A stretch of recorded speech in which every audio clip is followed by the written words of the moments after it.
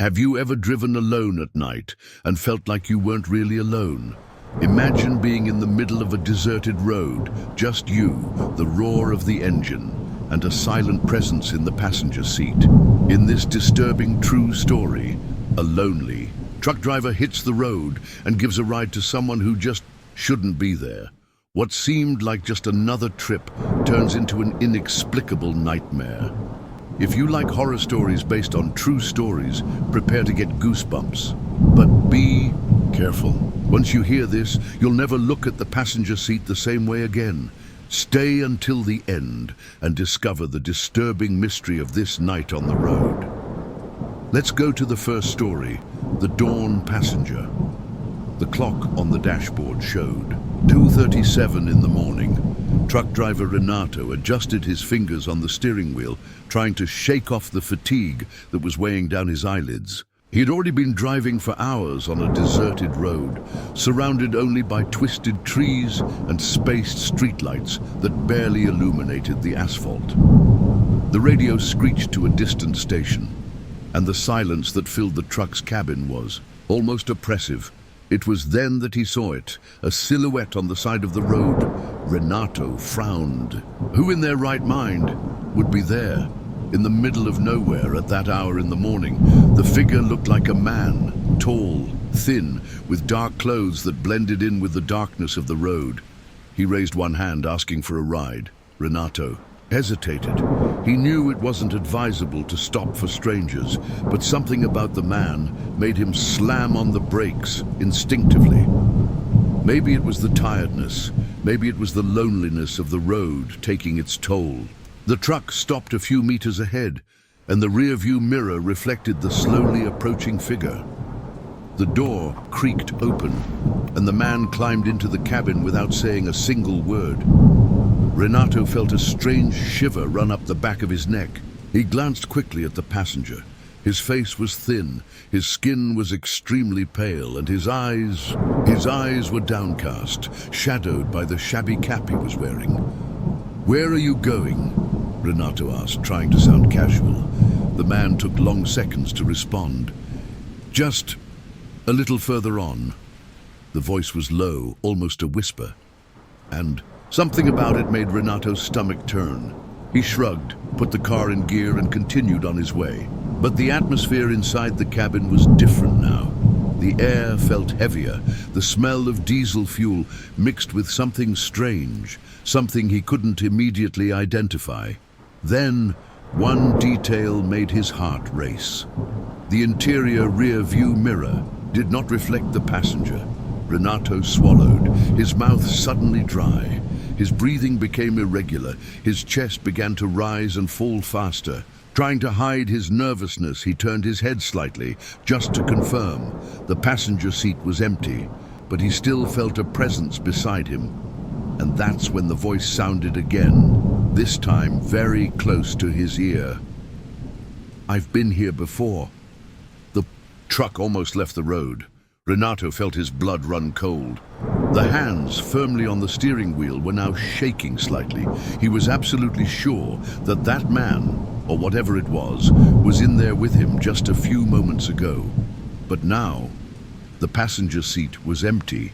He swallowed hard and turned, his eyes to the road. The truck glided along the dark asphalt, its lights illuminating only a few meters ahead before being devoured by the deep night. But the feeling of being watched remained.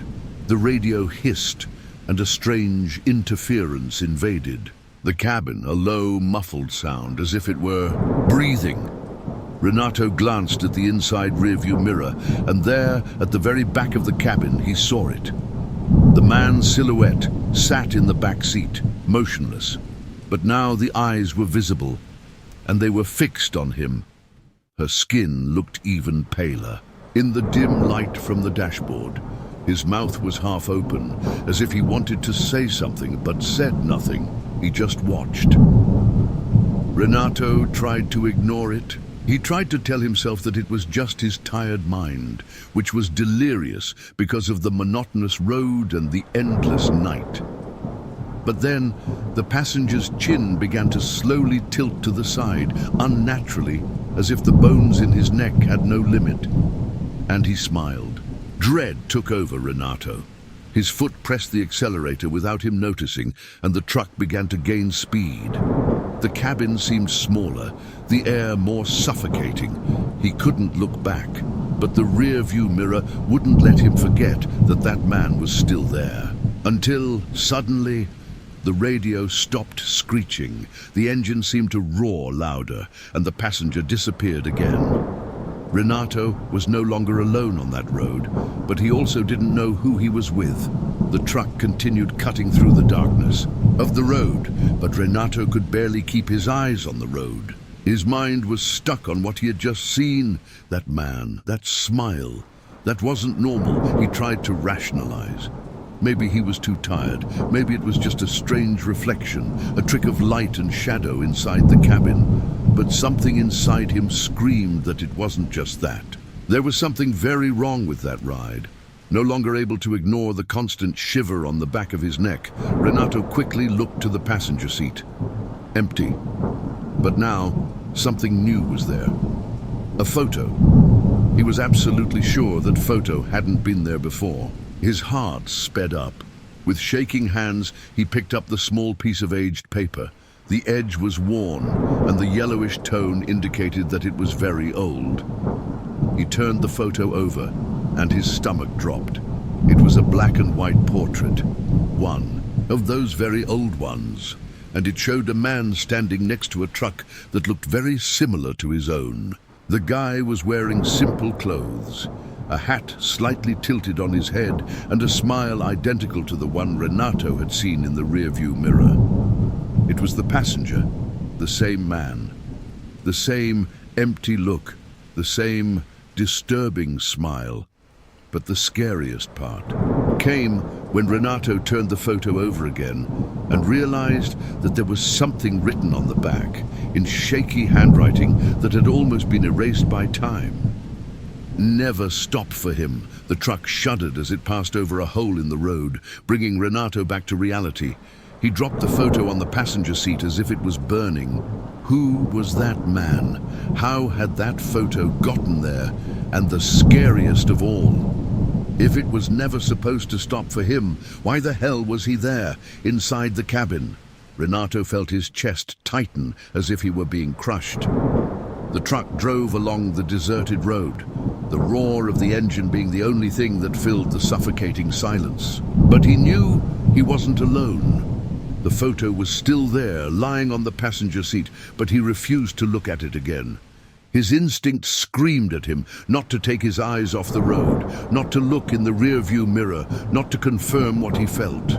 He gripped the steering wheel tightly, his knuckles turning white. His breathing was heavy, sweat running down his forehead. The cabin seemed smaller, as if it were being consumed by some unseen presence. It was then that everything happened at the same time. The temperature plummeted, causing a fine mist to appear on the windshield. The engine failed for a second, the truck jerked, and the headlights flashed violently. And then came the sound. A laugh, low, drawn out, almost like a whisper. But it was coming from inside the cabin, behind him. Instinct took over. He looked in the rearview mirror. The passenger was there. But now, he wasn't sitting down. He was right behind Renato, his eyes sunken in shadows, his smile too wide to be human. The hands were raised, as if they were going to grab him. Despair took over. Renato screamed and turned the steering wheel sharply. The truck skidded on the deserted road, tires screeching against the asphalt. He fought to maintain control, his heart hammering in his chest. And then, silence. The engine purred softly again. The lights stabilized. The cabin was empty. Renato looked at the passenger seat. The photo was gone. He stopped the truck on the side of the road, panting. He opened the door and jumped out, his legs shaking. The cold night air seemed to alleviate some of the suffocating torpor that had set in. He took a deep breath and turned to look at the road, and froze. There in the middle of the asphalt was the photo, facing upwards, as if it had been left there on purpose. The silence inside the cabin was almost deafening. Renato tried to convince himself that it was all just a delirium caused by tiredness. But deep down, he knew it wasn't. With shaking hands, he turned on the radio, looking for some distraction. The hiss filled the cabin, first low, then gaining intensity. He turned the knob, changing stations, but they all seemed dead, covered in a static, agonizing noise. And then came the whisper. "You shouldn't have stopped." The voice sounded weak, as if it were trying to pass through a veil between worlds. Renato felt every hair on his body stand on end. The heart raced. He looked at the radio and, in an impulse of pure terror, turned the knob to maximum volume, trying to drown out the sound. But the voice just laughed, a low, drawn-out laugh. Familiar. It was the same laugh he had heard inside the cabin. Renato turned off the radio with a slap. The hissing stopped. But the silence that came after was even worse. Without thinking twice, he put the car in gear and accelerated. The road seemed darker, the shadows thicker. The truck roared into the night, cutting across the asphalt as if something invisible was on its tail. Renato didn't look in the rearview mirror. He didn't look around. Just drove. He drove as if his life depended on it. He didn't stop at any other station. He didn't answer any more calls. That night, something crossed his path and left a warning, and he understood perfectly. Some roads don't want to be traveled, some voices don't want to be heard, and some stories should never be told. If you've made it this far, it's because you felt a shiver run down your spine. And if stories like this make you hold your breath, imagine what comes next. Like the video, subscribe to the channel and activate the bell for more dark stories that will leave you scared to even look in the rearview mirror. The road is full of mysteries. Are you ready to hear more? Let's go to the second story too. The man on the side of the road. The night was pitch black. No moon, no stars. Only the headlights of the old truck illuminated the empty, winding road that cut through an isolated stretch of countryside. Louise, an experienced truck driver, held tight to the steering wheel as the vehicle's tires rolled across the worn asphalt. He had walked that route dozens of times, but that night, something felt different. The silence was absolute. Not even the wind whistled, and streetlights were rare on that stretch of road. Just an immensity of dry trees on both sides, as if they were stretched shadows, watching his every movement. The engine rumbled softly, the dashboard glowed dimly, and the only sound inside the cabin came from the old radio screeching, unable to tune to any station. Louise felt the weight of fatigue on his shoulders. He had been driving for hours without stopping, and the monotony of the road made him even more sleepy. That's when he noticed something strange. Looking in the rearview mirror, he had the impression that someone was standing on the shoulder, a few meters behind, at the exact point he had just passed. His heart skipped a beat and he blinked a few times to make sure. It couldn't be, he thought. It must have just been an illusion caused by tiredness. He rubbed his eyes, took a deep breath, and focused back on the road. The truck's dashboard read 2:37 in the morning. Louise knew he needed to find a gas station to get some rest, but the stretch he was on was too deserted for that. The next stop would only come about 50 kilometers away. With every turn I made, I felt a strange sensation, as if I were no longer alone. For a moment he thought he saw a figure passing quickly through the headlights. His body froze. Could it be an animal or something else? He couldn't say. But one thing was certain. The road, which had previously seemed like a familiar path, now seemed like a dark labyrinth, where something invisible was just waiting for the right moment to reveal itself. And it was at that moment that he saw it. Something on the side of the road. Something that shouldn't be there. Sweat ran down the back of Louise's neck, even in the cold morning. He kept his hands firmly on the steering wheel, his eyes glued to the road, trying to ignore the bad feeling spreading through his body. But then, he saw someone on the side, of the road. It was a dark silhouette, motionless, a little ahead on the shoulder. It looked like a person, but something was wrong. She was too still, too rigid.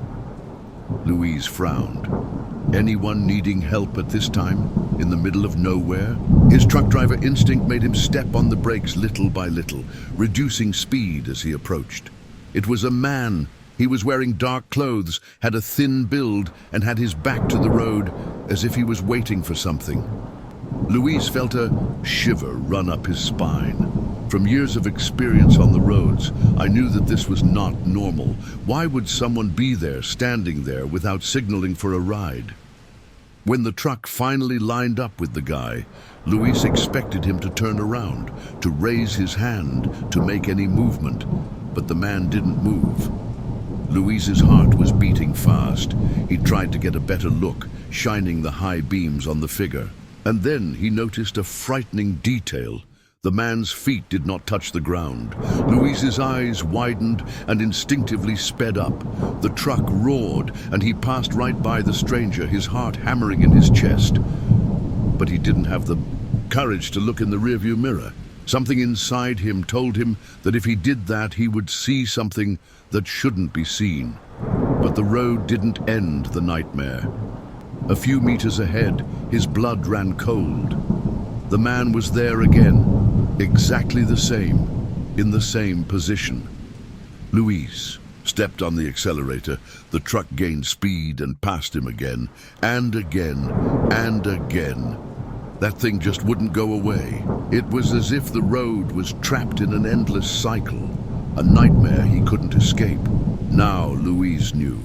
That man was not a pedestrian, and he would never leave.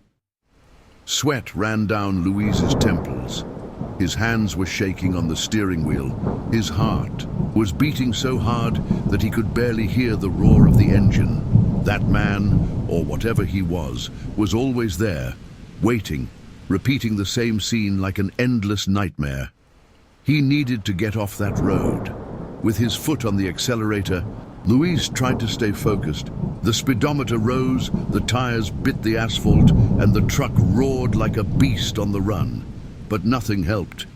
The shadowy silhouette continued to appear ahead, motionless, waiting.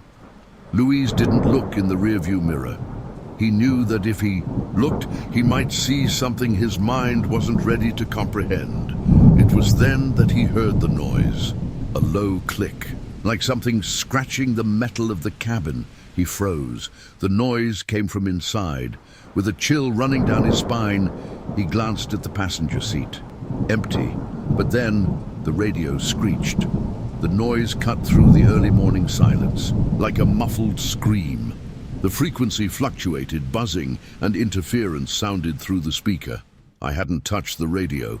In fact, he didn't even remember turning it on. And then here came the voice, low, hoarse, like a breath. "Why don't you stop?"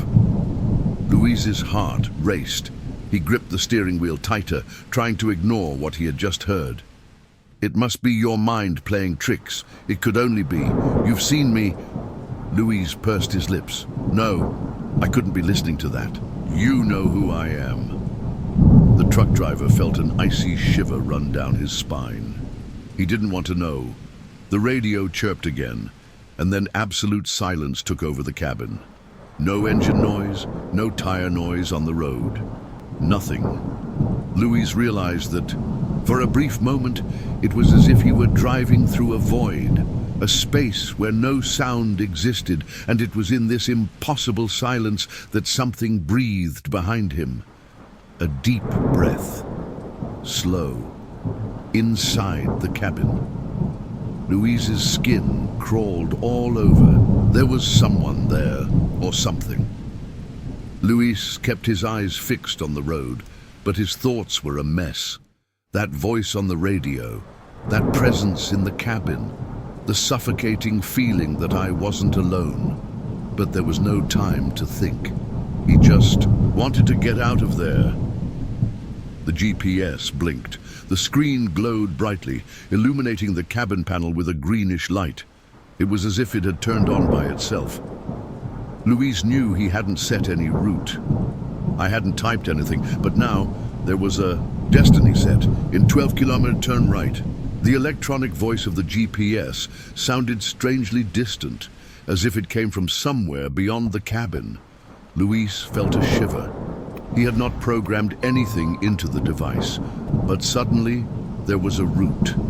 And the strangest thing, the road was deserted. He looked around. There were no signs. There were no houses, posts, or any sign of civilization. Just the endless road, lined with dark trees that seemed to bend over him.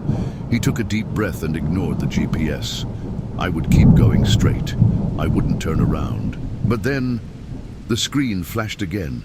In 8 kilometers, turn right. The voice sounded different. Less mechanics. Luis swallowed. He didn't move the device, but the route was changing. A chill ran down his spine. He squinted in the darkness, trying to find some reference. But the road seemed increasingly unfamiliar. He should have already reached the main highway, but something was wrong. The road repeated itself, like an endless loop. The GPS blinked. This time the screen failed. In 2-kilometer turn right. The voice was now completely different, whispered, distant. Luis realized that he could no longer trust the GPS, but before he could turn it off, the screen went dark and then lit up again. This time, a new destination appeared. You're already arrived. Luis's heart raced. He hit the brakes and the truck shuddered, skidding across the asphalt. The engine roared, the tires screeched against the ground, and then the GPS spoke again. Only now, the voice came from behind him. Get out of the truck. What will Luis do now? The truck came to a screeching halt, its tires marking the damp asphalt of the lonely road. Luis's breathing was heavy. Sweat dripped down his forehead, even with the early morning cold. That voice, it hadn't come from the GPS. It came from behind, from inside the cabin. For a long moment, he didn't have the courage to look in the rearview mirror. The silence stretched inside the truck, thick and suffocating. Only the low, snorting engine and his own ragged breathing filled the air. Then again, the voice spoke. Get out of the truck. Now. This time, Luis felt a cold wind brush the back of his neck. His fingers shook as he reached for the key in the ignition. It would turn around and go from there. It didn't matter where. I just needed to go. But before he could turn off the GPS, he looked at the screen and froze. There was no longer a map. There was no road. The GPS screen now showed an image, and Luis recognized himself in her. It was him inside the truck. The reflection of the cabin on the screen revealed a figure sitting in the back seat. The shadow was there, with him. Panic exploded in his chest. In a desperate movement, Luis opened the door and jumped out of the truck. He fell to his knees on the cold asphalt, feeling the impact on his legs, but he didn't care. He got up in a rush and ran. Where to? I did not know. I just needed to escape. The truck remained behind, its lights still on, bathing the asphalt in a ghostly glow. The GPS inside the cabin now repeated just one phrase. You're already here. You're already here. You're already here. The voice became distorted, becoming serious, harsh, inhuman. And then the truck door slammed by itself. Bam! The sound echoed in the night, shrill like a gunshot. Luis turned around, and his heart almost stopped. The truck was no longer there. The huge multi-ton vehicle had simply disappeared, as if it had never existed. Behind him, the road stretched into emptiness. No cars, no lights. Endless. Luis looked ahead and realized he was back on the lonely road. The same road I was driving on. The same road that now led nowhere. He tried to scream, but his voice didn't come out. Tried to run, but his legs didn't obey. And then, there on the horizon, the truck's headlights came on again, coming your way. End? Or just the beginning? The truck's headlights shone in the darkness, like hungry eyes boring into the endless road. The engine rumbled in the distance, increasing in intensity, like a predator about to attack its prey. Luis felt his body frozen. His legs didn't move. His heart was beating so fast, it felt like it would tear out of his chest. That was his truck, the same one that had disappeared. But now, he was coming after him. The lights grew brighter, illuminating everything around. But there was no driver. The driver's seat was empty. The truck was driving itself. Luis tried to run. His legs, once trapped, finally released, and he threw himself desperately onto the road. But where? There was nothing around. No posts, no signs, no exits, just asphalt, darkness, and the roar of the truck getting closer and closer. So, he listened. That voice, the voice of the GPS. "You're already here. You're already here. You're already here," Luis shouted, but there was no one to listen. The truck caught up with him. And then, darkness, the dawn. The sun rose, turning the sky orange and blue. The road was deserted. No sign of the truck. No sign of Luis. Just a dusty cap abandoned on the side of the road, flapping in the wind.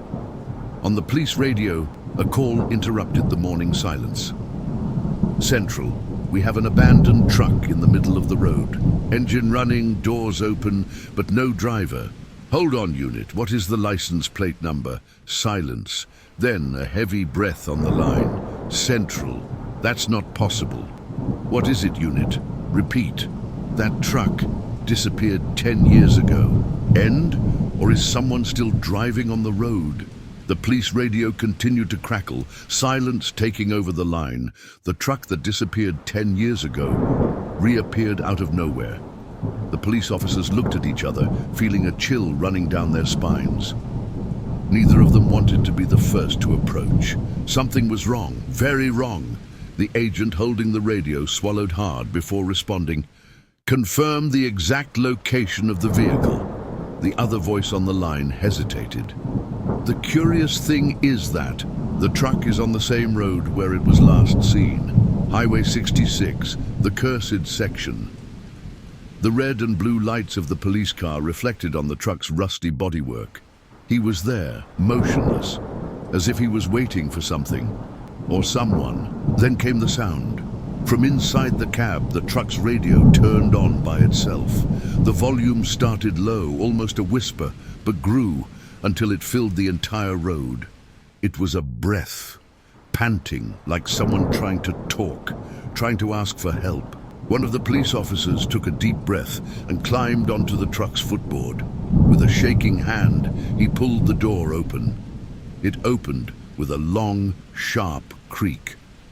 The interior of the cabin was covered in dust and soot. The driver's seat was empty, but there was something there. On the dashboard, an old radio hissed constantly, as if trying to tune in to some frequency, until the voice came, a weak voice. "Family. Hello. Can anyone hear me?" The police officers looked at each other, feeling their blood run cold. That was Luis's voice, the truck driver who disappeared 10 years ago. The voice continued. I don't know where I am. It's all dark. I've been driving for so long. There's no end." The radio chirped again, and then what came was a scream of pure despair, then absolute silence. The police officer, his face white as a sheet, grabbed the radio from the squad car and tried to respond. "Luis, this is the police. Where are you?" More hiss, then just 3 words, whispered, almost unreal. "Behind you."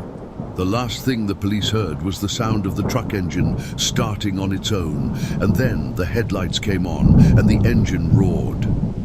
The truck's headlights illuminated the empty road, cutting through the early morning darkness. The engine roared loudly, vibrating in the absolute silence of the surrounding forest. The nearest police officer froze, his heart hammered in his chest. He felt a presence inside, but the driver's seat was empty. Who was starting that truck? Another agent took out his flashlight and shone it into the cabin. Nothing, just the dashboard covered in dust, the windows dirty, as if no one had touched that vehicle in years. But the radio was still hissing, and amidst the static, A voice whispered again, "I never stopped driving. I never made it out of here." The police officers exchanged frightened looks. One of them, with shaking hands, tried to open the truck door, locked. He pulled again. Nothing. Suddenly, the radio exploded into a deafening noise. The hiss turned into screams, screams of despair.